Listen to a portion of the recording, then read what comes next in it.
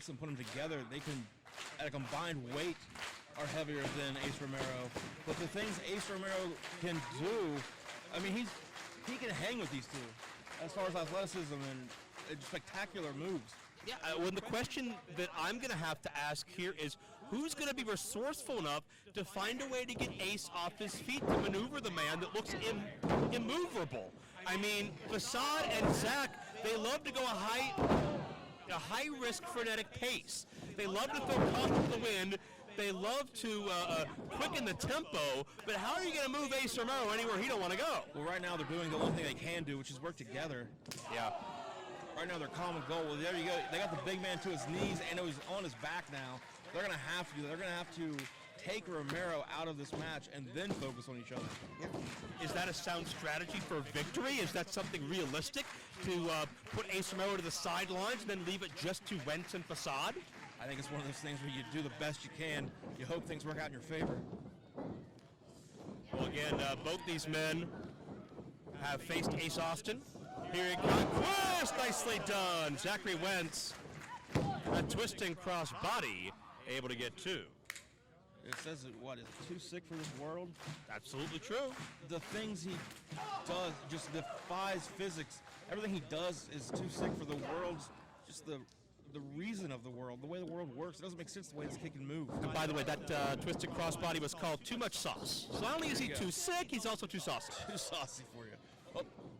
A little bit of headstand action comes out with head scissors. Yeah, nicely done. That comes from the neck strength of Facade, hours in the dojos, working to build up those muscles, to have that amazing balance, and now switch directions midstream. But with high risk, oftentimes comes the struggles of having to adjust on the fly. Facade does springboard heel kick. Well, that was a hell of an adjustment he just made. He just floored Wentz. I noticed Zach Wentz was afraid to approach, didn't know what to do because he had no idea if Facade was coming or going, but Ace Romero back in. Facade easily could have swung his legs around, caught Zachary Wentz with a kick. Right now, he's probably wishing Wentz was back in that ring instead of this big Ace Romero just laying the chops into Facade's chest. Romero, about a decade in, originally cut his teeth around the New England area and has branched out further and further west since then. And both Wentz and Facade sandwiched by the 400-pounder, and certainly... well, if they're going to work together against Ace, I think Ace is going to take them both out at the same time. Yeah. And a double drop kick, 1 foot for each man. One of his legs is like an entire person drop kicking you. What do you do here? Do you wait for Ace to punch himself out? I don't know what the strategy is. There's no weak point on Ace Romero. No, as we said, he has surprising agility and endurance in the ring. So, yeah, you can wait for him to punch himself out, but he might have punched you out by the time he gets there. Oh, my God. Well, but wait, is Ace Romero going to fly here? Well, Facade and Wentz are fighting on the floor, and you notice the people scattering. That's at the behest of Ace Romero. Wentz and Facade don't realize that they're locked in their own struggle. Oh, no. And everybody out of the way. Everybody out of the pool. Yeah, no kidding.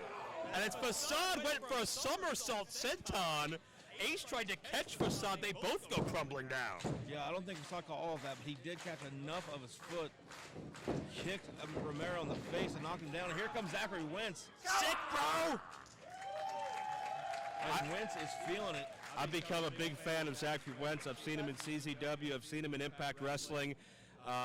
He's a man who has learned so rapidly, studied under so many different veterans and mentors in the course of his career, and I think Zach has grown into himself, especially the past couple of years, and is one to watch. But Facade has always been one to watch. Get the double spring, somersault senton.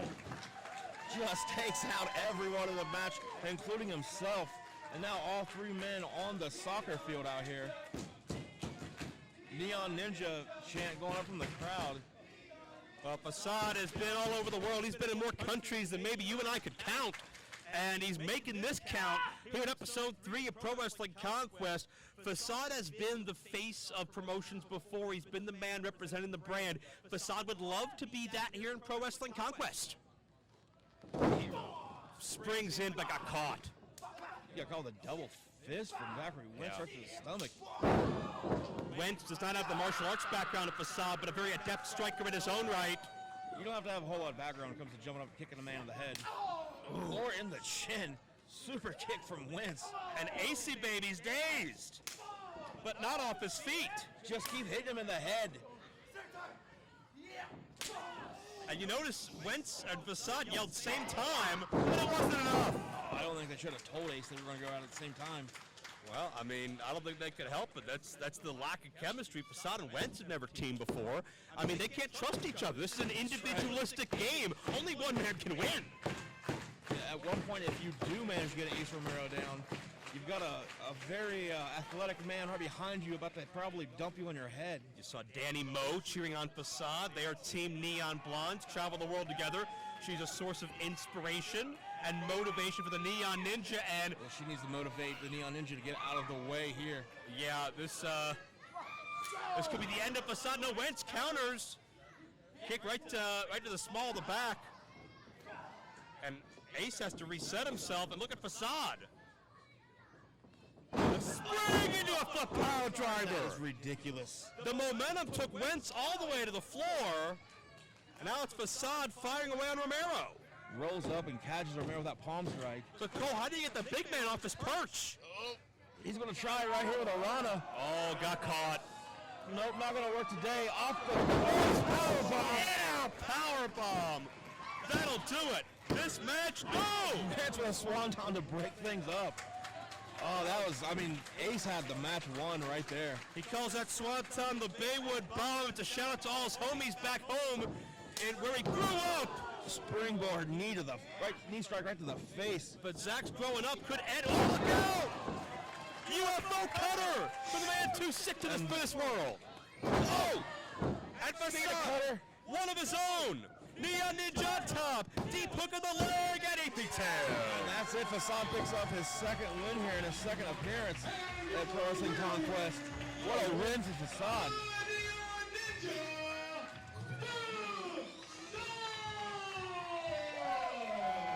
Man, we had so many questions heading into that matchup. We had so much uncertainty. A 400-pound man standing in the way of Facade looking for momentum, and Zachary Wentz looking for redemption. And it was the Neon Ninja. One thing about Facade, he's one of the most resilient athletes I know. Anywhere in this industry, he can pull a victory out of the jaws of defeat, and I believe that's what we saw right here tonight in episode 3. Well, like we talked about, you get rid of one man, which was Ace.